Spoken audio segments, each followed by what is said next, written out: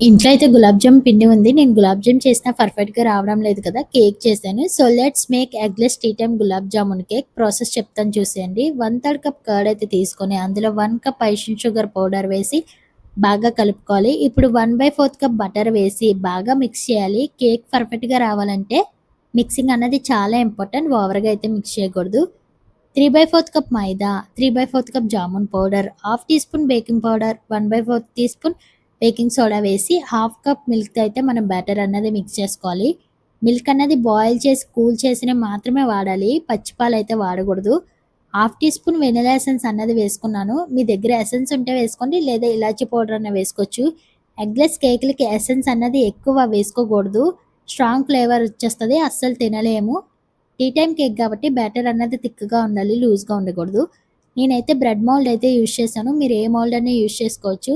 Butter paper వేసుకున్నాను. Cake మాడకుండా ఉంటదని. ఇప్పుడు బ్యాటర్ మొత్తం అందులో ట్రాన్స్‌ఫర్ చేసుకొని 160 డిగ్రీస్ దగ్గర 35 మినిట్స్ బేక్ చేసుకుంటే కేక్ అన్నది రెడీ అయిపోతది. చూసారు కదా ఎంత పర్ఫెక్ట్‌గా వచ్చిందో. టేస్ట్ కూడా చాలా బావుంది. Bye bye.